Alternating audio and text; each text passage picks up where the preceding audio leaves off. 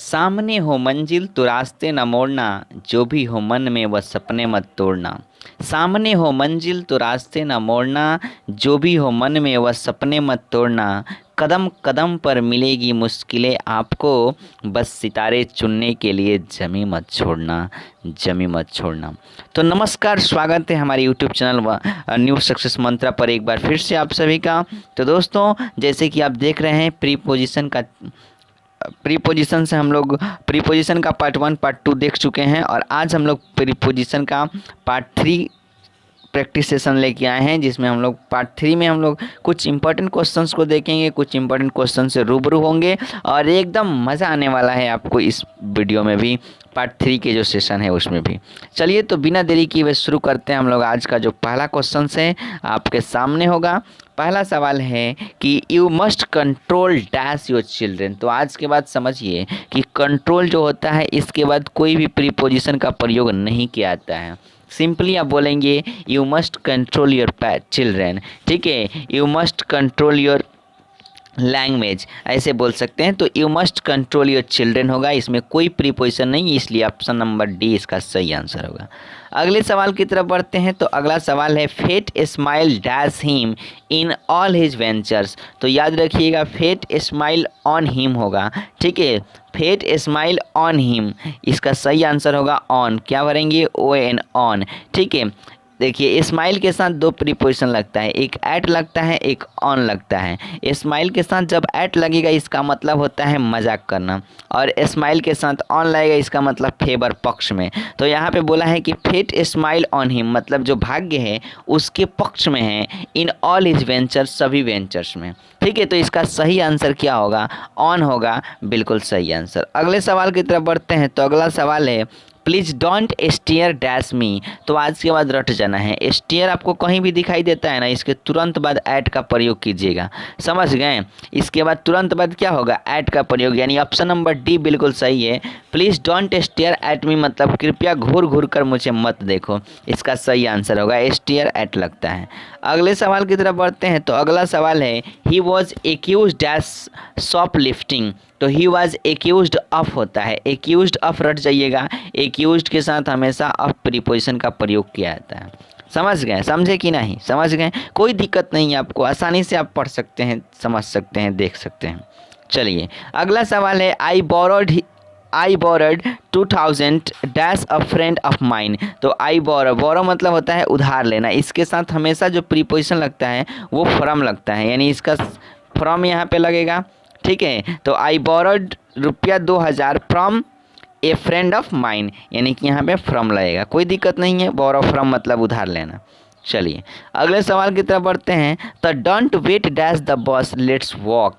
तो don't wait for, wait के साथ दो प्रीपोजिशन, एक ऑन होता है, एक फॉर होता है। वेट ऑन का मतलब होता है सेवा करना, और वेट फॉर का मतलब होता है इंतज़ार करना।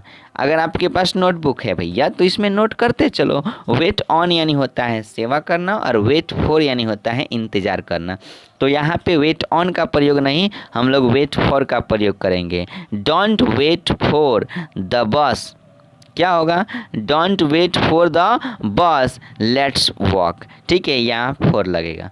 चलिए, अगले सवाल की तरफ बढ़ते हैं। अगला सवाल है he was born dash India. तो he was born in India, बिल्कुल सही आंसर। ही तो एकदम लड्डू सवाल है, आसान सा सवाल है, हलवा सवाल है, तो बॉर्न इन लगेगा। चलिए, अगले सवाल की तरफ बढ़ते हैं। तो अगला सवाल है we should not laugh dash physically challenged people.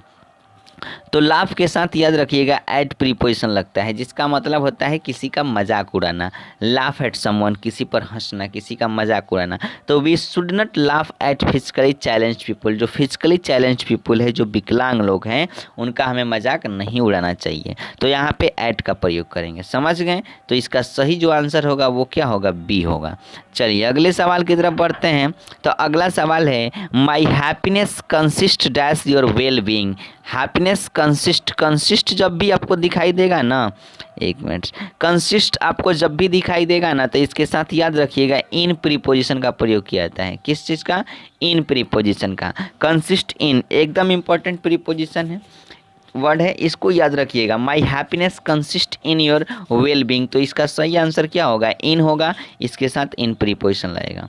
अगला जो सवाल है ये है, he is looking dash the pretty pictures, he is looking dash the pretty pictures hanging on the wall. अब देखिए ही इज लुकिंग है तो याद रखिएगा लुकिंग के साथ जो है ना लुक जो होता है ना, इसके साथ देखिए जब लुक के साथ फॉर लगेगा तो इसका मतलब होता है किसी चीज़ का तलाश करना। लुक फॉर मतलब टू सर्च। लुक के साथ वैसे इनटू लगता है तो इसका मतलब होता है टू इन्वेस्टिगेट द मैटर, मतलब किसी मैटर को जांच पड़ताल करना। ठीक है, तो लुक इनटू मतलब investigate the matter. Look for का मतलब होता है टू सर्च। लुक एट का मतलब होता है किसी चीज़ को ध्यान से देखना। तो यहाँ पे जो सही आपका आंसर होगा लुक एट ही होगा, क्योंकि इसके साथ एट लगेगा तो देखो क्या बनेगा, he is looking at the pretty pictures. वह बिल्कुल ध्यान से देख रहा है खूबसूरत तस्वीरों को, हैंगिंग ऑन द वॉल, जो तस्वीरें दीवार पे क्या हुई है, टंगी हुई है। तो he is looking at the इसका बिल्कुल सही आंसर होगा, यानी कि ऑप्शन नंबर सी जो है वो बिल्कुल सही आंसर होगा। ठीक है, चलिए अगले सवाल की तरफ बढ़ते हैं। अगला सवाल है, tables are usually made dash wood. तो tables are usually made dash wood, तो यहाँ पे मेड बाई वुड नहीं होगा, मेड ऑफ वुड बिल्कुल सही आंसर होगा। ठीक है, अगर बाई वुड आप लगाते हो भाई तो बिल्कुल गलत है। Tables are usually made of wood होगा, लकड़ी से बना हुआ है। सो इसका आंसर जो होगा ऑप्शन नंबर बी होगा। चलिए अगले सवाल की तरफ बढ़ते हैं। तो अगला सवाल है, the youth should believe dash God. आपको एक बात बता दें कि बिलीव कभी भी देखिएगा ना, बिलीव का मतलब होता है विश्वास करना, भरोसा करना। तो बिलीव के साथ हमेशा इन प्रीपोजिशन का प्रयोग किया जाता है।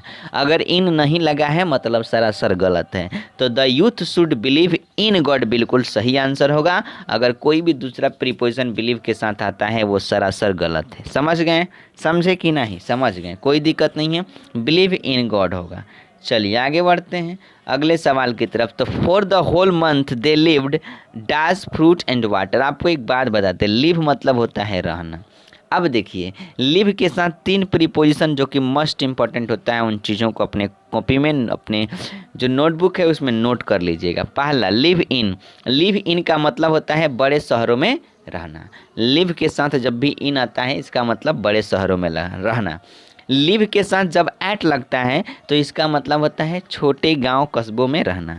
यानी कि लिव के साथ जब एट लगेगा तो छोटे गांव कस्बों में रहना, लिव के साथ इन रहेगा तो बड़े शहरों में रहना, और लिव के साथ ऑन लगता है, लिव के साथ जब ऑन लगता है तो इसका मतलब होता है डिपेंड ऑन समथिंग, किसी चीज़ पर निर्भर होना। तो यहाँ पे जो सवाल दिया है कि फॉर द होल मंथ, पूरे महीने, दे लिव्ड, वे रहते थे, ठीक है, डैश फ्रूट एंड वाटर, पूरे महीने वे लोग किस चीज़ पर निर्भर थे, तो लिव्ड ऑन, निर्भर थे फल और जल पर, यानी फ्रूट एंड वाटर पर वे लोग निर्भर थे।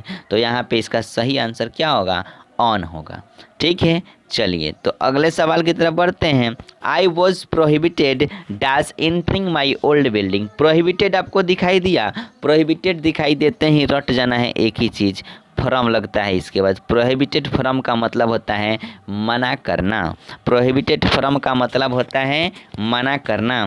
तो I was prohibited from entering my old building, इसका सही आंसर ऑप्शन नंबर डी होगा। क्लियर बात है, प्रोहिबिटेड के साथ फ्रॉम लगेगा।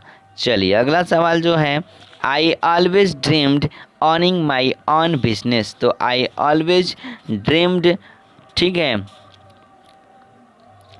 टू, ठीक है, I always dreamed to owning my own business, इसका सही आंसर होगा। ठीक है, चलिए अगले सवाल की तरफ बढ़ते हैं। अगला सवाल है, are they really married dash each other. रट जाओ भैया, मैरिड आपको दिखाई दिया, बस आंख बंद करके प्रीपोजिशन टू भरना है। क्या भरना है?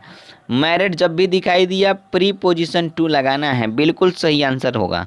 Are they really married to each other, ठीक है, तो मैरिड के साथ हमेशा टू लगता है, इस चीज़ को समझना है। ओ माय गॉड, फिर से वंस मोर अगेन वही question, he is getting married dash Maya. तो मैरिड आ गया, मैरिड के साथ क्या चाहिए?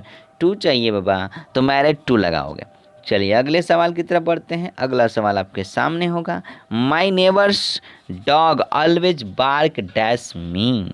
ठीक है, मेरे पड़ोसी का जो कुत्ता है ऑलवेज बार्क डैश मी, तो बार्क, बार्क्स एट समवन होता है बिल्कुल, ठीक है। तो बार्क्स एट समवन होता है, बार्क्स एट समवन। तो माय नेबर्स का जो कुत्ता है, पड़ोसी का जो कुत्ता है, ऑलवेज बार्क्स एट मी, मेरे ऊपर क्या करता है, भौंकता है। तो इसका सही आंसर एट होगा। इसके साथ क्या लगेगा, एट लगेगा, ठीक है। चलिए अगला सवाल जो है आपके सामने है कि I talked dash my boss about raise. तो I talked with my boss, ठीक है, मैंने बात किया अपने बॉस के साथ अबाउट रेज, रेज के बारे में, ठीक है। उम्मीद करते हैं आपको ये सारी चीज़ें बड़ी अच्छी लगी होगी, ठीक है। एक और सवाल है, sorry, I he apologized dash her for his rudeness. Apologized मतलब होता है माफ़ी मांगना, ठीक है। ही एपोलाइज्ड, अपोलाइज के साथ याद रखिएगा ऑलवेज टू का प्रयोग किया जाता है, किसका, टू का। He apologize to her for his rudeness, उस रूडनेस के लिए उसने क्या किया, उससे माफ़ी मांगी, एपोलाइज्ड की, ठीक है। तो ये सारी चीज़ें हैं, आपको बड़ी अच्छे तरीके से समझ में आ गया। पूरे वीडियो देखने के लिए बहुत बहुत धन्यवाद, थैंक यू वंस अगेन। और उम्मीद करते हैं आपको बहुत ही अच्छा लगा होगा। अच्छा लगे तो लाइक जरूर कीजिएगा, शेयर कीजिएगा और कमेंट्स जरूर कीजिएगा। और अभी तक हमारे चैनल को सब्सक्राइब नहीं किए हैं तो चैनल को सब्सक्राइब जरूर कर लीजिएगा, ताकि हमारी हर एक अपडेट आप तक आसानी से पहुंच जाए। तो आज के लिए इतना ही, फिर मिलते हैं हम लोग अगले वीडियो में। तब तक के लिए bye bye, take care, love you, I love you, जय हिंद, जय भारत।